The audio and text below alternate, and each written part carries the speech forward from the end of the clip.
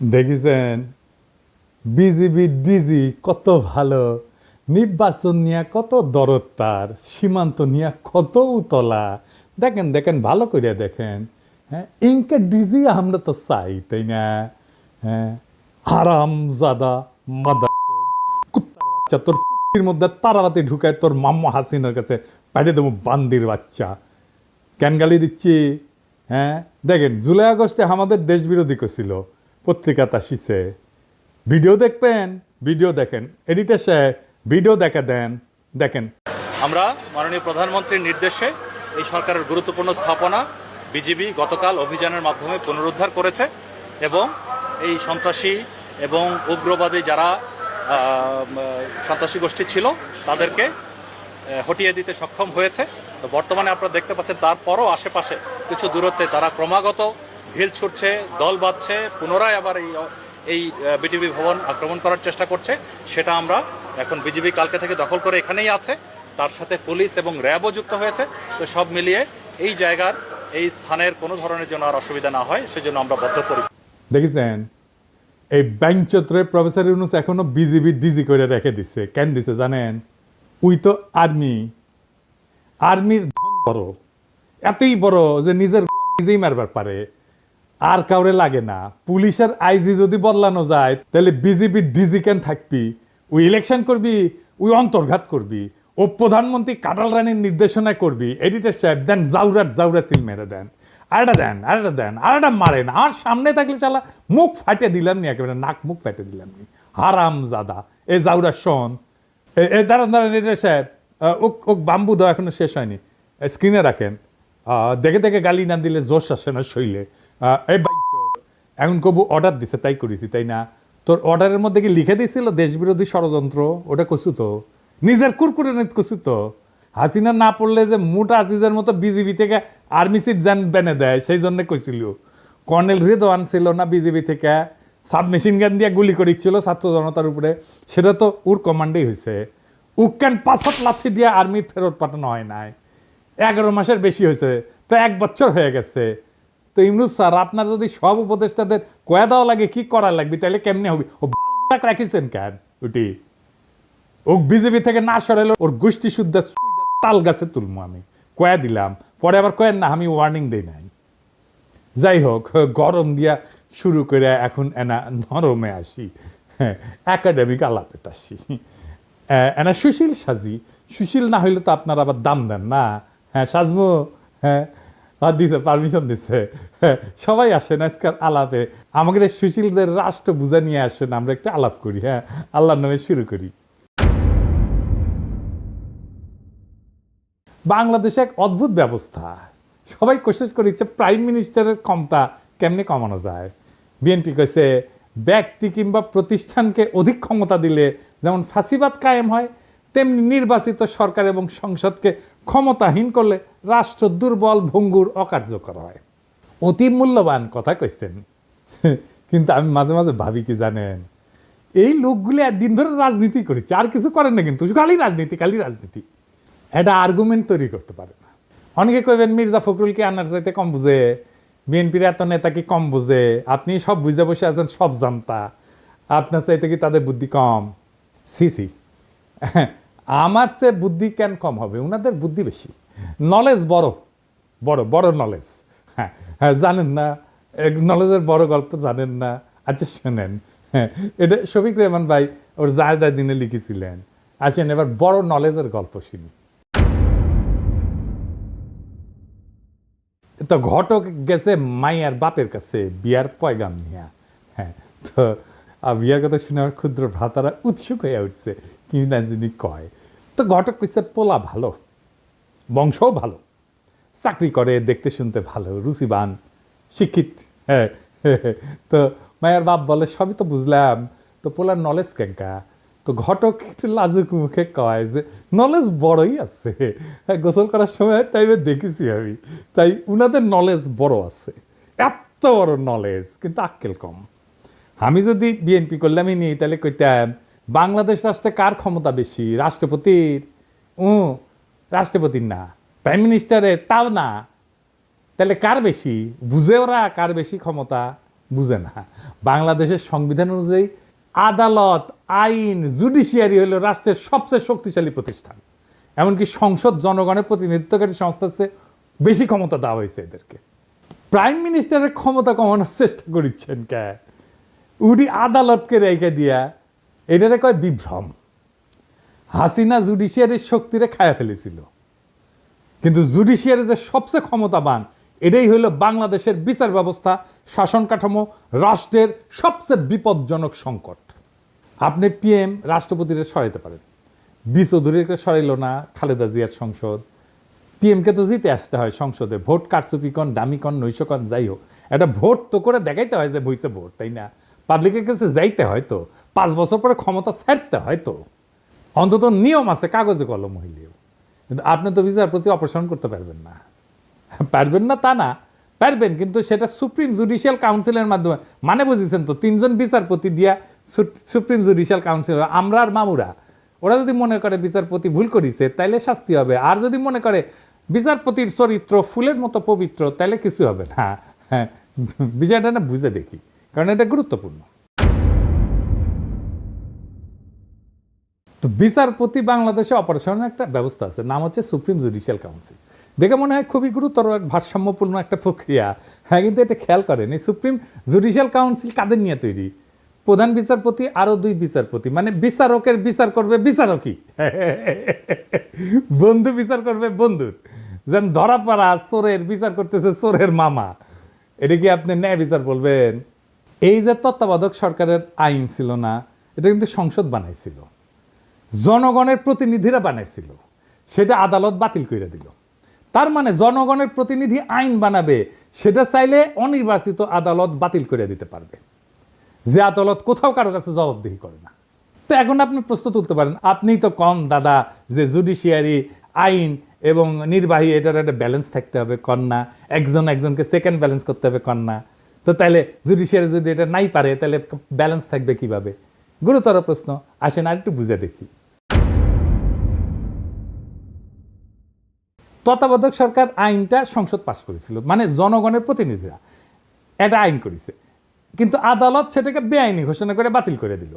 এই প্রক্রিয়া আদালত নিজেই হয়ে ওঠে সর্বোচ্চ ক্ষমতাধর, অথচ সে আদালত সরাসরি জনগণের কাছে জবাবদিহি করে না। এখানে একটা গণতান্ত্রিক দ্বন্দ্ব সৃষ্টি হয়, সংসদ বনাম আদালত, কার হাতে তাহলে চূড়ান্ত কর্তৃত্ব? এতে গুরুত্বপূর্ণ একটা রাষ্ট্রীয় প্রশ্ন, দার্শনিক প্রশ্ন, রাষ্ট্রনৈতিক প্রশ্ন।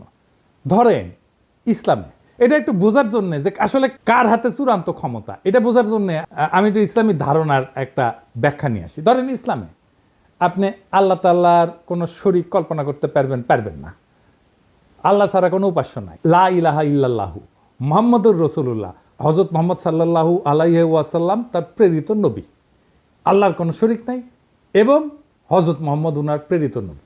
এই ফান্ডামেন্টালটা না মানলে আপনি মুসলমান না। আপনাকে ইসলামের দরজা অতিক্রম করার সময় এই কলেমা উচ্চারণ করতে হবে।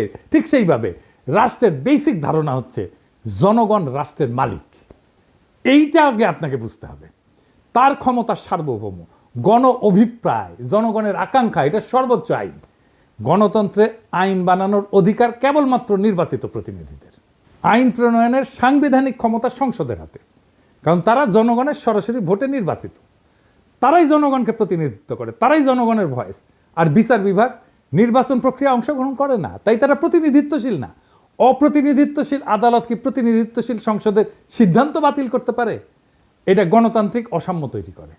আদালতের এই ক্ষমতা মানে আইনসভা বা সংসদের আইনকে চ্যালেঞ্জ করার অধিকার সাংবিধানিক হইলেও সেটা একটা সীমা আছে। আদালতের কাজ হইল আইন সংবিধান বিরোধী কিনা সেটা যাচাই করা, এটাকে বলা হয় জুডিশিয়াল রিভিউ। কিন্তু আদালত সংবিধান নিজেই ব্যাখ্যা দিয়া এমনভাবে পরিবর্তন করতে থাকে যেটা জনগণের ইচ্ছা অভিপ্রায়ের বিরুদ্ধে যায়।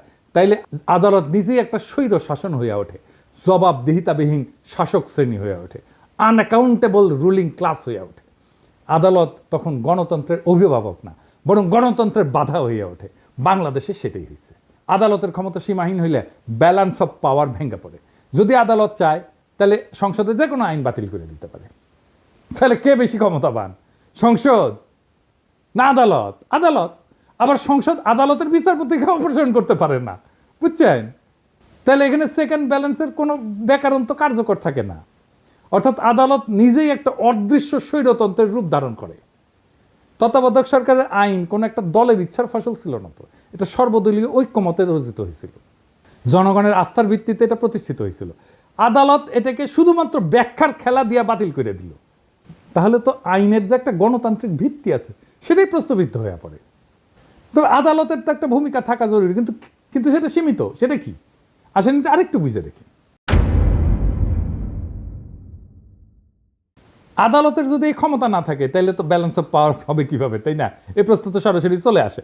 আদালতের কাজ হবে আইনের ভাষাগত নীতিগত ব্যাখ্যা এবং সাংবিধানিক সীমা নির্ধারণ করা, কিন্তু রাজনৈতিক সিদ্ধান্ত এবং প্রক্রিয়ায় হস্তক্ষেপ করে না। হাসিনার আদালত রাজনৈতিক সিদ্ধান্ত এবং প্রক্রিয়ায় হস্তক্ষেপ করছে। ভারসাম্য তখনই থাকে যখন আদালত, সরকার বা সংসদের অন্যায় রায় থামাইতে পারে, কিন্তু গণমতের চূড়ান্ত রূপ একটা আইন বাতিল করার ক্ষমতা সাবধানে এবং সীমিতভাবে প্রয়োগ করে। আদালত যদি এমন ক্ষমতা পায় যে জনগণের প্রতিনিধিরা যে আইন মানাবে তাই সে বাতিল করে দিতে পারে এবং সে নিজে কোনো জনগণের কাছে জবাবদিহিতা করবে না, তাহলে সে আদালত না, সে গণতন্ত্রের উপরে বসা এক নির্জীব অভিজাত শ্রেণীর নামমাত্র পোশাক।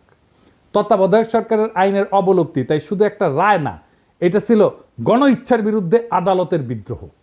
আর এই বিদ্রোহের পরিণতি আজ দেশের রাজনৈতিক দুর্ভিক্ষ, দেশের সমস্ত সংকট। এইবার আসেন সংস্কার নিয়ে আরো একটু গভীরে আলোচনা করি। প্রফেসর ইউনূসের সরকার নানা ধরনের সংস্কার করেছে। এই সংস্কার কারা করিচ্ছে, কিভাবে করিচ্ছে, এরা বুঝে কিনা সেটা একটু বুঝে দেখি। আজকের নতুন বাংলাদেশে সংস্কারের জন্য বিভিন্ন প্রস্তাব নিয়ে আলোচনা করা হইতেছে। আবার যাতে বিগত 15 বছরের ফ্যাসিবাদ, 72 বা 75 সালের ফ্যাসিবাদ বাকশাল বাংলাদেশে পুনরায় প্রতিষ্ঠিত হইতে না পারে, সেজন্য নানা পক্ষ নানা মত প্রস্তাব নিয়ে আলোচনা করতেছে। এটার জন্য প্রফেসর ইউনূস একটা ঐক্যমত কমিশন করেছেন। সেটার সদস্য হচ্ছে আলী রিয়াজ, বদিউল আলম মজুমদার আর ইফতেখারুজ্জামান, তিনটা মাল, প্রথম আলোর মার্কা মারাল স্পেন্সার। এরা কি ধরনের প্রস্তাব দিতে পারে সেটা না বললেও চলে। হ্যাঁ, ইফতেখারুজ্জামানকে আমি বাম্বু দিছিলাম না, একবার দিছিলাম না, মনে আছে না? হ্যাঁ, ওরা এনে বসায় দিচ্ছে প্রফেসর ইউনূস। প্রথম আলো এইসব সুশীল প্রগতিশীল মালদের দিয়া 111-এর পরে সংস্কার করাইতে গেছিল। তখনকার ভারতের দালাল মঈনুদ্দিন ফখরুদ্দিন সরকার একই সুশীল প্রগতিশীলদের টোটকা প্রস্তাব দিয়া অধ্যাদেশ জারি কইরা বিভিন্ন সংস্কার করছিল, যার প্রত্যক্ষ পরিণতি হচ্ছে হাসিনার ফ্যাসিবাদ। এক বেল তলাতে এই ন্যাড়া বুদ্ধিজীবী সুশীল এই জাতিকে কয়বার নিয়ে যাবে? 74-এর বাকশালী সংবিধান, হাসিনার ফ্যাসিজম, এসব তো আসমান থেকে নেমে আসে নাই। বারবার একই মার্কা মারা সব দালাল লেসপেন্সার, বুদ্ধিহীন মূর্খ কামাল হোসেন, রেহমান সোবহান, ইফতেখারুজ্জামান, মতি, মাহফুজ এদের টোটকা জাতিকে গিলায় বারবার আওয়ামী ফ্যাসিজম প্রতিষ্ঠার সুযোগ করে দেওয়া হইতেছে। এবারও সে একই চক্রান্ত হইতেছে, আর জাতি সে সমস্ত খেয়াল না করে বসে বসে আঙুল চুষিচ্ছে। আলী রিয়াজের আক্কেল জ্ঞানের নমুনা দেখেন। সংবিধান সংস্কার কমিটির রিপোর্ট ড্রাফট করার সময় সে কাদের পরামর্শ সে নিচে সেটা রিপোর্টের শেষে তালিকা করে লিখে দিছে। দেখেন কারা কারা আছে সেখানে। মাহফুজা নাম, শাহিনা নাম, জানেন তো মাহফুজা নামের বউ, মানে মাহফুজা নামের বুদ্ধিতে শুধু চলবে না, তার বউয়ের বুদ্ধিও লাগবে। এই মাহফুজা নাম হাসিনার সামরিক মারণাস্ত্রে গুলি চালায় ছাত্রজনকে হত্যা করার নির্দেশ দেওয়ার পরে সেটার পক্ষে বয়ান লিখে এডিটোরিয়াল পাবলিশ করেছিল, যাতে সরকার কঠোর হস্তে এই আন্দোলন দমন করে। বিপ্লবের শহীদদের রক্তের সাথে বিশ্বাসঘাতকতা কইরা এরকম একটা জানোয়ারের বাচ্চার পরামর্শ নেওয়া লাগছে নতুন বাংলাদেশের সংবিধান কিরকম হবে সেটা ঠিক করার জন্য। বুঝেন তাইলে? আরো আছে প্রথম আলোর মতি, খুশি কবি, সবচেয়ে বড় আওয়ামী লেসপেন্সার রেহমান সোবহান, মইনুল ইসলাম। হে খোদা, আমারে উঠায় নাও, নয়তো দড়ি ফেলাও, বায়া উঠা যায়। এর চেয়ে আওয়ামী লীগকে বলা হোক একটা সংবিধান ড্রাফট করে দিতে। হুদাহিতে সংস্কারের বালসাল নাটক কইরা মানুষকে বোকা বানানোর দরকার কি? আর শহীদের রক্তের সাথে প্রহসন করার দরকার কি? রেহমান সোবহান, মাহফুজা নাম, খুশি কবির, মতিউর রহমান, মইনুল ইসলাম এরাই যদি নতুন বাংলাদেশের কারিগর হয়, তাহলে অমি পিয়াল, নিজুম মজুমদার, মুনতাসির মামুন, শাহরিয়ার কবির, এম আকাশ, রামেন্দ্র মজুমদার, পীযূষ বন্দ্যোপাধ্যায়, সুবর্ণা মোস্তফা এরা কি দোষ করলো? এডিটর সাহেব খারান, সুবর্ণা মোস্তফা ছবিটা না রাখেন। এটা ইয়াং কালের ছবি দেন, ইয়াং কালের। এবার আছে। হ্যাঁ, তো আলী রিয়াজ, সুবর্ণা মোস্তফা তো আপনার যৌবনকালের ক্র্যাশ হওয়ার কথা ছিল, তাই না? আমরা মেনে নিলাম, ওক দেখলেনি। এরা কি দোষ করলো? এদেরকে এই কমিটি থেকে বাদ দেওয়ার দরকার কি? ওদেরকেও ঢুকাক, সুবর্ণা মোস্তফা আগে ঢুকাক, আমি পারমিশন দিলাম, দেখি কে কি করে। কার এত বড় সাহস সুবর্ণা মোস্তফা ঢুকেছে, আলী রিয়াজ সেটাকে বাগড়া দেয়, আমি যে দাঁড়ামু, ওইটি লাঠি নিয়ে দাঁড়ামু। এই প্রথম আলোর সাজানো সংস্কার কমিটির নাটক, এই রিপোর্টে ঢুকায় দেওয়া হবে। এই রিপোর্টে বিভিন্ন ভংসং প্রস্তাব দেওয়া হয়েছে যাতে দেশে আর কখনো বাকশাল ফ্যাসিজম কায়েম না হয়। আইনস্টাইনের একটা উক্তি আছে যে insanity is doing the same thing over and over again and expecting different results. ইংরেজি যেহেতু কইছে ঠিকই কইছে, তাই না? আসলে ঠিক কথা কইছে। একই কাজ বারবার করে ভিন্ন ফলের আশা করাটা এক ধরনের ছাগলাম। বাংলাদেশের অবস্থা দেখে এই কথাই মনে হয়। একই কবিরাজের দেওয়ার টোটকা জাতিকে বারবার গিলাইতেছে, বারবার আওয়ামী লীগ আর ফ্যাসিবাদের ফিরে আনা হইতেছে। রেমান সোবান পাকিস্তান আমল থেকে গাজাঘড়ি বয়ান আর টোটকা দিয়ে জাতিকে ধ্বংস করিচ্ছে। উই কলে পিএইচডিও করতে পারে নাই, কেমব্রিজে গেছিল, এমএ কইরা ফিরে আসিছে। হ্যাঁ, তা হ্যাডেমা কুলায় নাই। তাও এই হারামজাদার প্রতি সুশীলদের পীড়িতের ঘাটতির কোনো কমতি নাই। পয়সার বন্ধু মানুষ এই আরামজাদা রেহমান সোবান ছিল ইন্ডিয়াকে ট্রানজিট দেওয়ার ব্যাপারে 1 নাম্বার উকিল। এই রেহমান সোবান কইছিল ট্রানজিট নিয়ে যে বিতর্ক সেটা অশিক্ষিত বিতর্ক। এই হারামজাদা তুই শিক্ষিত, তুই পড়াশোনা করছিস কতটুকু? শালা পিএইচডি তো করতে পারিস নাই, এমএ করে ফিরে আসিস সরকারি স্কলারশিপে যায়, বেশি বেশি বাতেলা জারিস, তারপরে এদের ঘুষ হয় না। আজকার বেশি মুখ খারাপ করলাম না, নাকি করে ফেলছি অলরেডি বেশি জানি না, বুঝছাও, মানে অভ্যাস হয়ে গেছে তো আমার মুখই খারাপ। আজকে আবার একটু আলোচনা করব বাংলাদেশে কেন বারবার আওয়ামী ফ্যাসিবাদের উত্থান ঘটে। আসেন এটা আরেকবার একটু বুঝে দেখি। আগের এপিসোডে আলাপ করেছিলাম, আরেকবার একটু বুঝে দেখি। একটা রাষ্ট্রের 3টা অঙ্গ থাকে, একটা এক্সিকিউটিভ, লেজিসলেটিভ আর জুডিশিয়ারি। এই 3টা অঙ্গের সমন্বয়ে একটা রাষ্ট্র গড়ে ওঠে। এই লেজিসলেটিভ বা আইনসভা দেশে কি আইন হবে সেটা নির্ধারণ করে। এক্সিকিউটিভ সেই আইন অনুযায়ী দৈনন্দিন কাজকর্ম চালায় এবং পলিসি নির্ধারণ করে। তবে একটা রাষ্ট্রের সর্বোচ্চ পলিসি নির্ধারণ করে আইনসভা বা পার্লামেন্ট। কারণ এক্সিকিউটিভ আইনসভার পাশ করা আইন দিয়া চালাইতে বাধ্য, দেশ চালাইতে। এক্সিকিউটিভ কখনোই নিজে আইন বানাইতে পারে না, এমনকি কোনো সভ্য দেশে আদালত বা জুডিশিয়ারিও আইন বানাইতে পারে না, বা পারার কথা না। আদালতের বিচারকেরা যদি নিজেরাই আইন বানায় সেটাকে রাষ্ট্রবিজ্ঞানের ভাষায় বলা হয় জুডিশিয়াল অ্যাক্টিভিজম। এই জুডিশিয়ারি কাজ হইতেছে এক্সিকিউটিভ যাতে নিজের এখতিয়ার বা জুরিসডিকশনের অতিক্রম করিয়া অর্ডার জারি করতে না পারে সেটা দেখা। এর সাথে দেশে আইনসভা দিয়ে পাশ করা আইনের উপরে ভিত্তি করে বিভিন্ন কেসে সেই আইন অনুযায়ী রুলিং দেওয়া, আর দেশের সেই আইন অনুযায়ী ফৌজদারি এবং দেওয়ানি বিভিন্ন মামলার কার্যক্রম পরিচালিত করা, এটাই হইতেছে জুডিশিয়ারির কাজ।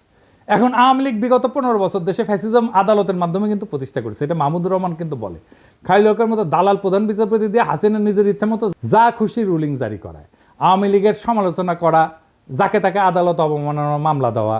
এই দেশে আদালত এখন ঠিক কী কাজ করে তা বোঝার জন্য আইন পড়তে হয় না, পত্রিকার ফেসবুক স্ক্রল করলেই চলে। মানুষ ভাবে আদালত বিচার করে না, ভাই এই আদালত ইতিহাস লেখে, এই আদালত পোস্টার বানায়, কবিতা লেখে, স্লোগান বানায়, পাঠ্য বই সম্পাদনা করে, ক্রিকেট টিম নির্বাচনে মত দেয়, আদালত রুল দেয় 15ই আগস্ট হইবে শোক দিবস, 7ই মার্চ হইবে জাতীয় ঐতিহ্য, জয় বাংলা হইবে জাতীয় স্লোগান, স্বাধীনতার ঘোষক হইবে শেখ মুজিব।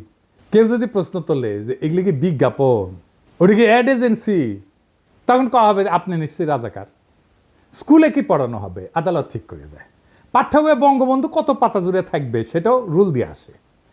বিশ্ববিদ্যালয়ের নাম কি হবে, গার্ডেনের নাম কি হবে, হাসপাতালের নাম কি হবে, সব জায়গায় আদালতের নাক ঢুকে।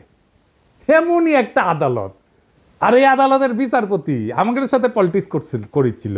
ওই কইছিল যে আমরা শপথবদ্ধ রাজনীতিবিদ, ওই কইছিল এ না ওর ভাই আবার এমপি ছিল আওয়ামী লীগের।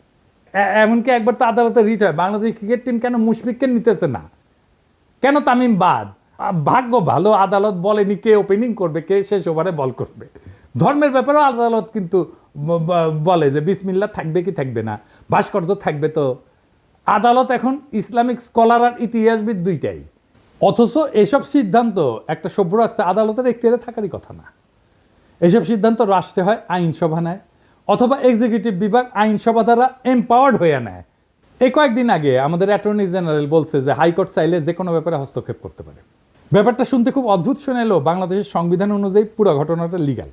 বাংলাদেশের 72-এর সংবিধান একটা বিস্ফোরা ধারা ঢোকানো আছে, যার দ্বারা এম্পাওয়ার্ড হইয়া আদালত বা হাইকোর্ট যে কোনো ব্যাপারে হস্তক্ষেপ করতে পারে, যা খুশি তাই করতে পারে। এটা হইতেছে সংবিধানের 102 নম্বর আর্টিকেল।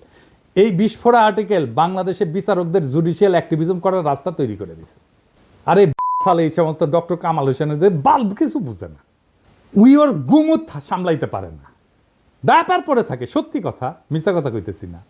এবং এইটা দিয়ে এম্পাওয়ার্ড হয়ে হাসিনা তার আমলে মুদল আদালত দিয়াই তার সন্ত্রাসের রাজত্ব কায়েম করছে।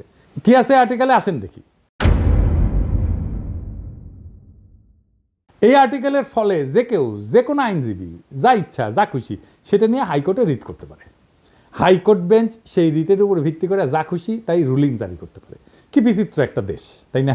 মাঝে মাঝে অনেক আসাদা উকিল সরকারকে বিভিন্ন কাজ করার নির্দেশ দিয়ে নোটিশ পাঠায়, অন্যথায় সে 102 ধারার ভিত্তিতে হাইকোর্টে রিট করার হুমকি দেয়।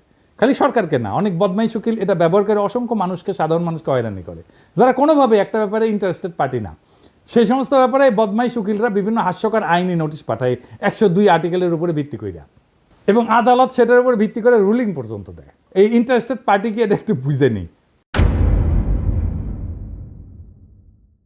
যে কোনো সভ্য দেশে কেবলমাত্র ইন্টারেস্টেড পার্টি কোনো ব্যাপারে মামলা করতে পারে। ইন্টারেস্টেড পার্টি বলতে আইনের ভাষায় বোঝানো হয় এমন কেউ যার উক্ত মামলার ফলাফলে সরাসরি স্টেক আছে বা সরাসরি গেইন অথবা লসের আউটকাম আছে।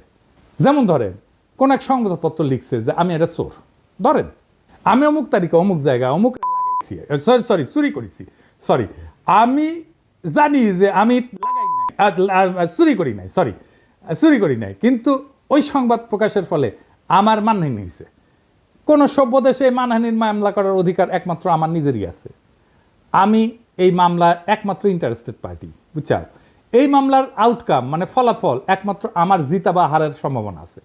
এখন যদি কুমিল্লার মোকলেস মোল্লা অথবা গোপালগঞ্জের উকিল হরিদাস পাল আদালতে গিয়ে মামলা করে যে অমুকের মানহানি অমুক করিছে, অথবা অমুকের বিরুদ্ধে এত টাকা ক্ষতিপূরণ দাবি করে আমি মামলা করেছি, ব্যাপারটা যে কত বড় হাস্যকর হয়ে উঠবে সেটা আর বলার অপেক্ষা রাখে না। আমার নামে এরকম মামলা করেছে, আমি নাকি হাসিনা শেখ মুজিবের অপমান করেছি, তার ভাবমূর্তি ক্ষুণ্ণ করেছি, কে সিলেট একটা মামলা করেছে, গোপালগঞ্জে একটা মামলা করেছে, কতগুলো। আমাকে সেদিন জিজ্ঞাসতেছে ঢাকার ডিসি যে দাদা আপনার নামে কি কি মামলা আছে। আমি বললাম আমি নিজেই জানি না রে ভাই, মাঝে মাঝে শুনেছি এই জায়গায় এই জায়গায় এই জায়গায় এই জায়গায় মামলা আছে। কতগুলো মামলা আছে আমি গোনা বাদ দিছি। এরকম হাজার হাজার ঘটনা ঘটছে, মামলা হয়েছে, জেল পর্যন্ত হয়েছে, সেসব মামলার উপরে ভিত্তি করে। সত্যিই ছেলে কাজ, কি বিচিত্র এই দেশ। অথচ এই ব্যাপারে সংস্কার করার কথা নিয়ে কোনো কেউ প্রপোজাল দেয় না। কারণ সব জায়গায় বলা হইতেছে দেশে এক্সিকিউটিভ, লেজিসলেটিভ, জুডিশিয়ারির মধ্যে একটা ক্ষমতার ভারসাম্য আনা লাগবে। কিভাবে লাগবে সে ব্যাপারে সংস্কার কমিশনের রিপোর্টে অনেক ভংজুং প্রস্তাব আছে। যেমন ধরেন কইছে হাইকোর্টের শাখা বাড়ানো লাগবে। তো হাইকোর্টের শাখা বাড়াইলে কিভাবে ভারসাম্য আসবে সেটার কোনো ব্যাখ্যা নাই। হাসিনার আমলে আদালত প্রত্যেকটা ব্যাপারে নাক গলায় হাসিনার ত্রাসের রাজত্ব কায়েম করতে সাহায্য করছে। কালামানিক সব জায়গায় নাক গলানোর বার এমনই বাড়ছিল যে লিগের স্পিকার আব্দুল হামিদ পর্যন্ত সেটাতে বিরক্ত হয়ে বলছিল বেশি বাড়াবাড়ি করলে জনগণ আদালতের বিরুদ্ধে উঠে দাঁড়াইতে পারে। এমনকি খালি এক্সিকিউটিভের ব্যাপারে নাক গলানো না, বিভিন্ন সময় দেশে কি আইন হওয়া উচিত কি হওয়া উচিত না সেটা পর্যন্ত আদেশ জারি করেছে। সংবিধানের স্পষ্ট লেখা থাকতে হবে আদালত বা জুডিশিয়ারি কোনোভাবে জুডিশিয়াল অ্যাক্টিভিজম করতে পারবে না। তারা কেবলমাত্র দেশে বিদ্যমান আইনের উপর ভিত্তি করে রায় দিতে পারবে। জনগণের যদি কোনো আইন পছন্দ না হয় অথবা কোনো আইন বানানোর ইচ্ছা হয় তাদেরকে তাদের এমপির সাথে কথা বলে সেই বিল সংসদে আনার ব্যবস্থা করতে হবে। সংসদ সদস্যদের মূল কাজ এলাকার উন্নয়ন করা না। এরা যে বলবে আমি আপনার এলাকার উন্নয়ন করে দেবো, এটা তার কাজ না, এটা কাজ পৌরসভার। পৌরসভার কাজ এমপিরে দিয়ে করায় না, তাদের মূল কাজ আইনসভার বিভিন্ন আইন নিয়ে আলোচনা করে ভোটাভুটি করে আইন বানানো। এই সাধারণ তথ্যটা দেশের অধিকাংশ মানুষ জানে না। আর একটা হাস্যকর অভ্যাস এই জাতির কাছে আছে, কিছু হলে সব কিছুতে আদালতে যায় মামলা করে দেয়। যেমন বিপ্লবের পরে আওয়ামী লীগকে নিষিদ্ধ করা লাগবে, এটা নিয়েও আদালতে মামলা করতে গেছিল পোলাপাই, আদালতে রিট করে। অথচ একটা রাষ্ট্রে এই সিদ্ধান্ত নেওয়ার অধিকার সেই রাষ্ট্রের আইনসভার, যারা ওই দলকে নিষিদ্ধ করে আইন করতে পারে অথবা সংবিধানে ওই দলকে নিষিদ্ধ করে দিতে পারে। যেমন জার্মানিতে নাজি পার্টি, ওদের আইনসভায় পাশ হওয়া নাজিদের নিয়ে করা স্পেসিফিক আইন দিয়ে নিষিদ্ধ। ইতালিতে ফ্যাসিস্ট পার্টি একদম সাংবিধানিকভাবে উল্লেখ করে নিষিদ্ধ করা হয়েছে। এইখানে আদালতে গিয়া মামলা কইরা তাদেরকে টেনে আনা এই আশায় যে তারা রায় দিবে অমুক দল নিষিদ্ধ, এটা চূড়ান্ত নির্বুদ্ধিতা। কোনো আদালত দেশের আইনসভার বা এক্সিকিউটিভের কাজ করতে পারে না। আজব চিন্তা ভাবনা সবার। এটা গেল জুডিশিয়ারির ব্যাপারে কথা। এখন আসি এক্সিকিউটিভ আর লেজিসলেটিভ মানে আইনসভার মধ্যে ব্যালেন্স অফ পাওয়ার নিয়ে। বাংলাদেশে বারবার ফ্যাসিজম তৈরি হয় কারণ দেশের সংবিধানে পার্লামেন্টারি শাসন ব্যবস্থা। এখানে আইনসভার নিয়ন্ত্রণে যেই মানুষ আর পার্টি, সে একই মানুষ আর পার্টি নির্বাচনের মাধ্যমে একবার দেশের এক্সিকিউটিভ ব্যবস্থার কর্ণধারার সর্বেসর্বা হয়ে ওঠে। যদি এক্সিকিউটিভ আর লেজিসলেটিভ নির্বাহী এবং আইন একই মানুষের অধীনে থাকে তাহলে এটি ফ্যাসিজম। এই পার্লামেন্টারি ব্যবস্থা পৃথিবীর যে সমস্ত দেশে অ্যাপ্লাই করা হয়েছে সেখানে অসংখ্যবার ভয়ঙ্কর রকমেরভাবে ব্যাকফায়ার করছে। কোথায় কোথায় করছে শুনবেন? ইউরোপেই এটা ডিজাস্টার করছে। প্রথম বিশ্বযুদ্ধের পর যখন ইউরোপে বিভিন্ন দেশে এই যে রাজতন্ত্রের পতন হয়, রিপাবলিক হয়। যেখানেই এই ব্যবস্থা সংবিধানে ঢুকানো হয়েছে সেখানেই ভয়ঙ্করভাবে ফ্যাসিজমের উত্থান হয়েছে। আমি একটা আলোচনায় করছিলাম, পার্লামেন্টারি ব্যবস্থা সেখানেই কাজ করে যেখানে একজন রাজা আছে, কিং আছে। জার্মানি, ইতালি, স্পেন সব জায়গায় পার্লামেন্টারি ব্যবস্থা ডিজাস্টার হয়েছে। দ্বিতীয় বিশ্বযুদ্ধে বেদম মার খাওয়ার পরে এরা শান্ত আছে, তাও আমেরিকান সৈন্য গ্যারিসন থাকার কারণে। তৎকালীন ইস্টার্ন ইউরোপেও এই পার্লামেন্টারি ব্যবস্থা হাঙ্গেরি, রোমানিয়ার ডিজাস্টার করছে। ফ্রান্সে যতদিন পার্লামেন্টারি ব্যবস্থা ছিল ততদিন ফ্রান্সে ততই বছর অবস্থা ছিল, টালমাটাল অবস্থা ছিল। ফ্রান্সের থার্ড রিপাবলিক মানে 1870 থেকে 1940 পর্যন্ত, এই 70 বছরে কয়বার সরকার বদল হয়েছে জানেন? শুনবেন, 101 বার। গড়ে 8 মাসে একটা নতুন সরকার আসতো। এরপর ফ্রান্সের চতুর্থ রিপাবলিক 1946 থেকে 1958, এই 12 বছরে কয়টা সরকার আসছে জানেন? 21টা সরকার আসছে। এই অরাজকতার ফলে বিভিন্ন কারণে 1958 সালে চার্লস দ্য গল ফ্রান্সের নতুন সংবিধান রচনা করে এবং ফ্রান্সে প্রেসিডেন্সিয়াল সরকার ব্যবস্থা রূপান্তরিত হয়। এখন কিন্তু এটা পঞ্চম ফ্রেঞ্চ রিপাবলিক। একটা রাষ্ট্রে যদি এক্সিকিউটিভ আর আইনসভা একই নির্বাচন দিয়ে নির্বাচিত হয় তাহলে সেটা ইউরোপে যেখানে ইনস্টিটিউশন অনেক স্ট্রং সেখানেই ভয়াবহ ডিজাস্টার করে। বাংলাদেশের মতো তৃতীয় বিশ্বের দেশ তো একটা ডিজাস্টার করবেই, এটাই স্বাভাবিক। আপনারা বসে বসে চায় চায় দেখবেন আলী রিয়াজরা যে করতেছে, দেখবেন 20 বছর পরে কি হয়। তখন আলী রিয়াজ দেখেন কি বলে, এটা একদম ডিজাস্টার করবে। ওরা বেশি বুঝে এই সমস্ত গুলোকে টেনে। এরা রাষ্ট্র বোঝে না, রিপাবলিক বোঝে না, কিচ্ছু বোঝে না। আলী রিয়াজও বুঝে না, মনে করে ভাব দেখায় বুঝে, কিছুই বুঝে না। আচ্ছা দেখেন, আপনারা তো জানেন আমার তো কিছু সামান্য হইলে একটু ধারণা আছে, তাই না? আমার সাথে আলাপ করেছে, করেনি, আলাপ করবে না আমার সাথে, কারণ জানে আমার সাথে আলাপ করতে আসলে 5 মিনিট টিকবে না এগুলো। এই কারণে বাংলাদেশের নতুন সংবিধানে এক্সিকিউটিভ নির্বাচন আলাদাভাবে হইতে হবে। দেশে এক্সিকিউটিভদের প্রধান হচ্ছে রাষ্ট্রপতি। রাষ্ট্রপতি নিজেই সরাসরি জনগণের ভোটে নির্বাচিত হয়ে আসবে। রাষ্ট্রপতি নিজেই এক্সিকিউটিভ, ডে টু ডে প্রশাসন আর পলিসি নির্ধারণ করবে। এর জন্য উনি একটা ক্যাবিনেট নিয়োগ দেবে বিভিন্ন এক্সিকিউটিভ ডিপার্টমেন্ট চালানোর জন্য। সব সিদ্ধান্ত রাষ্ট্রপতি নিজেই নেবে, কোনো প্রধানমন্ত্রী থাকবে না। রাষ্ট্রপতির মেয়াদ 4 বছর বা 5 বছর হবে, কিন্তু এক্সিকিউটিভ হিসেবে রাষ্ট্রপতি কোনো আইন বানাইতে পারবে না এবং উনার সমস্ত অর্ডার সিদ্ধান্ত বিদ্যমান আইনের মধ্যে থাকতে হবে। রাষ্ট্রপতি কোনো অধ্যাদেশ জারি করে আইনসভার কাজ নিজে করতে পারবে না। রাষ্ট্রপতি খালি দেশে বিদ্যমান আইনের বাস্তবায়ন করে একটা এক্সিকিউটিভ কাজ চালাইতে পারবে। দেশে কোনো আইনের দরকার হলে, আইন বাতিল করতে হলে আইনসভার মিটিং ডাকতে হবে এবং সেখানে কেবলমাত্র আইনসভার সদস্যরা ভোট দিয়া কোনো সিদ্ধান্তে আসবে। এই সংসদের সদস্যরা সম্পূর্ণ আলাদা নির্বাচনে আলাদাভাবে জনগণের সরাসরি ভোটে নির্বাচিত হবে। দেশে যখন এক্সিকিউটিভ আর লেজিসলেটিভ মানে নির্বাহী এবং আইন এইভাবে সম্পূর্ণ সেপারেট হয়ে যাবে, তখন কেবল দেশে ফ্যাসিজমের উত্থান ঠেকানো যাবে। দেশের বাজেট আইনসভা পাশ করবে এবং পার্লামেন্ট রাষ্ট্রপতিকে যেই বাজেট দিবে, রাষ্ট্রপতি সেই বাজেট দিয়ে ওই অর্থ বছরের ব্যয়ভার বহন করবে। এখন সরকার বা এক্সিকিউটিভ চাইলে বা প্রাইম মিনিস্টার চাইলে যে কোনো মানুষের উপরে চাপাই দিতে পারে কর, কারণ এক্সিকিউটিভ আর আইনসভা একই জিনিস। তো রাষ্ট্রের 2টা বিভাগ যদি একই হয় তাহলে এটাই তো ফ্যাসিজম আর স্বৈরাচার। এই সমস্ত সুশীলদের মাথায় ঢুকিচ্ছে না, আমি এটা বুঝি না। প্রেসিডেন্সিয়াল ব্যবস্থাতে রাষ্ট্রপতি চাইলেই কর বাড়াইতে বা কমাইতে পারবে না এবং ক্ষমতা সম্পূর্ণভাবে আইনসভার উপরে ন্যস্ত থাকবে। কিন্তু প্রাইম মিনিস্টার হাসিনা পারে। আইনসভার কাজ হবে আইন নিয়ে। রাষ্ট্রপতির মেয়াদের মাঝখানে আইনসভার একটা নির্বাচন থাকা লাগবে, মিড টার্মের মতো, যাতে জনগণ তাদের মতামত প্রকাশ করতে পারে রাষ্ট্রপতির টার্মের মাঝখানে। এই জন্যেই আইনসভার একটা সদস্যের মেয়াদ হবে 2 থেকে 2.5 বছরের মতো। সংবিধানে কোনো 70 অনুচ্ছেদ থাকবে না, কারণ যেহেতু রাষ্ট্রপতি আলাদাভাবে নির্বাচিত এবং মেয়াদ নির্দিষ্ট, আইনসভায় দল বদল কইরা অথবা দলের বিপক্ষে ভোট দিয়া সরকার ফেলায় দেওয়ার কোনো প্রশ্নই আসতেছে না। প্রত্যেকটা সদস্য নিজের বিচার বুদ্ধির উপরে ভিত্তি কইরা কোনো বিলে ভোট দিবে। রাষ্ট্রপতি যদি নিজের ইমেজ আর যোগ্যতায় একবার নির্বাচিত হয়ে আসে এবং তাহলে রাষ্ট্রের এক পক্ষের আর এক পক্ষের পাঁচ আটার কোনো প্রশ্নই ওঠে না। সুপ্পু যেরকম হাসিনার কদমবুসি করতো সেটা আর হবে না। গত 3 মাস ধরে মাননীয় প্রধানমন্ত্রীকে সালাম করতে গেলে উনি আমার সালাম নিতেন না। তা আমি দেখতাম যে ওনার চরণের ধুলো আমি পাই না। আমার মিশ্র প্রতিক্রিয়া হচ্ছিল যে উনি কেন আমার সালাম নেন না, না থাক থাক বলে। এটাই বিএনপি আর জিয়াউর রহমানের আসল অরিজিনাল ভিশন। জিয়াউর রহমান আলাদাভাবে রাষ্ট্রপতি নির্বাচনে ওসমানীকে হারায় নির্বাচিত হয়েছিলেন। সংসদ নির্বাচন আলাদাভাবে হয়। রাষ্ট্রপতি সরকার ব্যবস্থার সাথে পাওয়ারফুল সংসদ আর প্রত্যেকের একটা ওয়েল ডিফাইন্ড জুরিসডিকশন, এটাই একমাত্র বাংলাদেশে ফ্যাসিবাদ ঠেকানোর উপায়। আলী রিয়াজ যে টোটকা দিছে যে সংসদ নেতা আর প্রধানমন্ত্রী আলাদা ব্যক্তি হবে, এটা একটা সলিউশন। আমি এটা নিয়ে এপিসোড করেছি না? এর ফলে কি হবে? এর ফলে হাসিনা প্রধানমন্ত্রী হয়ে সুপ্পু মার্কা কাউকে সংসদের প্রধান বানাবে। এইসব প্রথম আলোর সুশীল প্রগতিশীলদের হাতুড়ে চিকিৎসা নিতে নিতে এই জাতি আর দেশ মরণ প্রায়। এটা যে কোনো মহল্লে বন্ধ করতে হবে।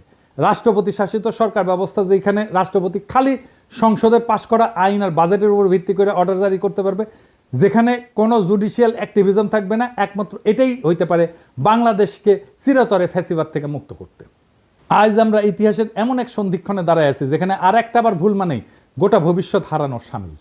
আমরা আর সময় দিতে পারি না সেই সব তথাকথিত সংস্কারকদেরকে, যারা শতবার ব্যর্থ হয়েছে তবু আবার তাদের সেই পুরানো ফর্মুলা চাপাই দিতে চায়। না, এবার আর হবে না। এই দেশের জনগণ এখন জানে গণতন্ত্র মানে পোস্টারে লেখা কথা না, জনগণের হাতে থাকা আইনের মালিকানা। জনগণ এখন বুঝে গেছে বিচার ব্যবস্থা যখন ফ্যাসিবাদের হাতিয়ার হয়ে ওঠে তখন তার সংস্কার না, প্রয়োজন হয় রূপান্তরের। আমরা চাই না আর একটা হাসিনা, আর একটা বাকশাল, আর একটা মুজিব, আর একটা ৭২-এর ক্লোন রাষ্ট্র। আমরা চাই এমন এক নতুন শাসন ব্যবস্থা যেখানে আইনসভা, নির্বাহী এবং বিচার ব্যবস্থা পরস্পরকে নিয়ন্ত্রণ করবে। প্রভু না, হবে পর্যালোচক, যেখানে রাষ্ট্রপতি হবে জনগণের সরাসরি ভোটে নির্বাচিত এবং সংসদ হবে মুক্ত বিবেকের মঞ্চ, কোনো নেতার পদচুম্বনের জায়গা না। প্রিয় দেশবাসী, এটাই সেই সময় যখন ইতিহাস তৈরি হয়। প্রশ্ন একটাই, আপনি কি এই ইতিহাস গড়ে ওঠার অংশ হবেন, না এই জাতির আর একটা প্রতারণার সাক্ষী হয়ে থাকবেন? আসেন সুশাসনের জন্য, জবাবদিহিতার জন্য এবং সবচেয়ে গুরুত্বপূর্ণ এই দেশটাকে ভালোবাসার জন্য একটা নতুন সূচনার দাবিতে গর্জে উঠি। এবার আর সংস্কার না, রূপান্তর চাই। এই রূপান্তরেই মুক্তি, এই মুক্তিতেই নতুন বাংলাদেশ। সেই নতুন বাংলাদেশকে আমাদের গড়ে তুলতে হবে, আনতে হবে সবাই মিলে আবার একসাথে। ইনকিলাব জিন্দাবাদ।